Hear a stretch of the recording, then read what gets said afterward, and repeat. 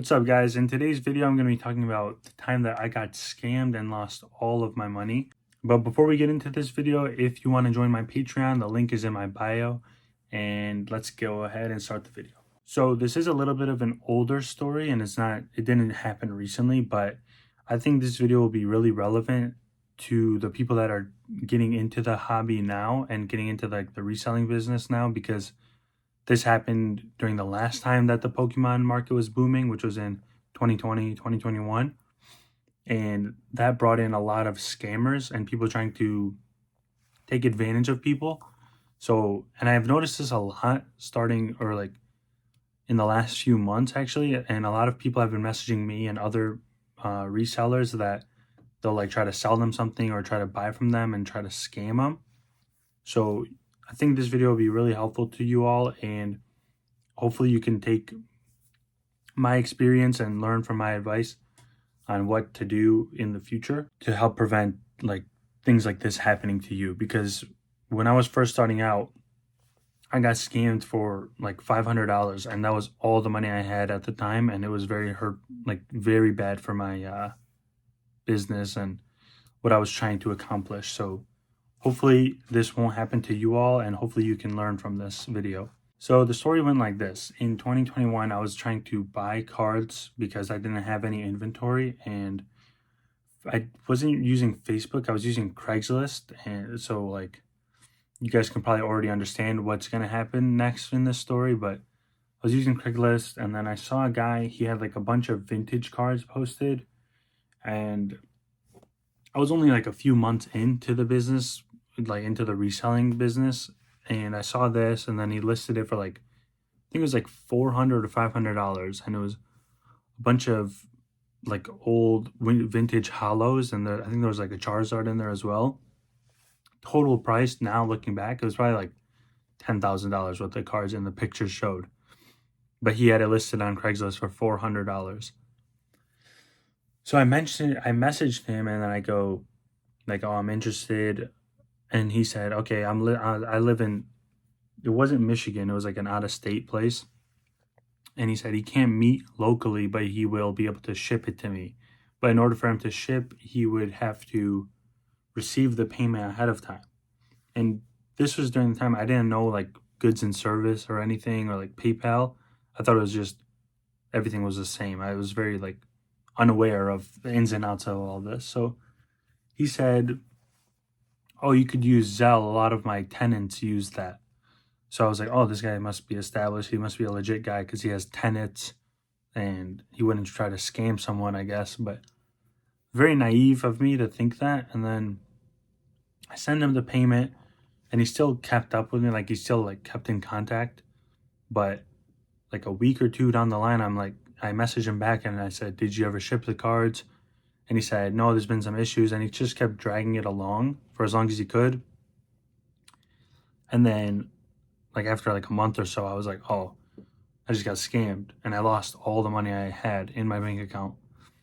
So this was very hard for me. And then I told my family about it, and it made it even worse because I just felt so dumb, and I don't know, I just felt dumb to lose that much money, especially because when I started, I was 19 years old. So to just throw away $500 like that was very hard, and it made me feel really bad. And honestly, it almost got me completely out of the hobby totally, because I mean, if you join something and then you lose $500 in a way like that, it really hurts, and it makes you not want to do this, because of you would think that all the people are like this. But fortunately, I stayed, and I tried to bounce back as much as I could from that. And at the end of the day, I did get successful with it. So I'm glad that I stuck through. But for a lot of people, I would understand if you went through something like that, why you would stop and not want to come back. So my advice from this story, and what I want you guys to all leave this video with, is that, one, never use Cash App or anything where you don't get the protection from the payment processor. So only use PayPal goods and services. Sometimes you could use Venmo goods and service, but I've had issues with that because the customer support isn't as good. So if someone scams you, it's a lot harder to get your money back. You're still protected, but it's just a lot more annoying and difficult. So I would just stick with PayPal. Only use friends and family if you receive the product in advance or if you're meeting in person, and friends and family or Cash App or Venmo. And then if you're messaging someone and it seems too good to be true, I would recommend not dealing with them, because 9 times out of 10 it is too good to be true and they are going to be scamming you. And then the last one is check for like references from them or their history in the wherever you're like messaging them. For example, if someone messages me on Facebook, I can see how long they've been in the Facebook groups that I've been posting in.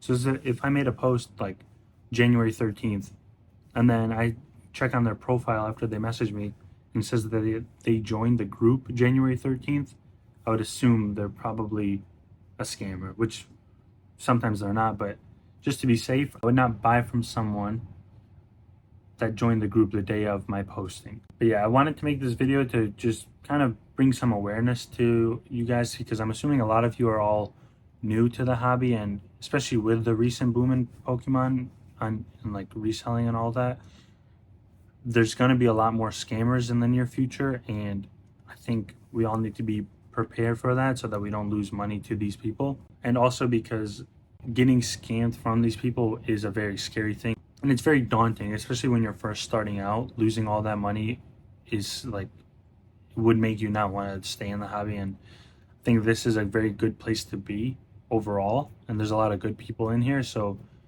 hopefully you can find those people and not have to deal with any of the bad scammers or anyone like that.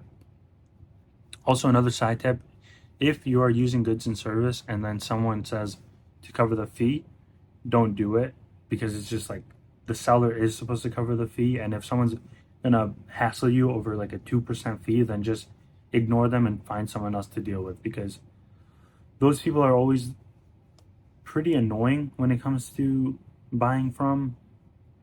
And if someone's gonna lose $1,000 sale off of $20, then it just shows you the type of seller they are. So they probably won't help you if there is an issue with the order. So just stay away from those type of sellers. But yeah, thank you all for watching this video, and I hope you found value in it, and I hope it prevents a lot of bad things from happening to you guys in the future. Bye.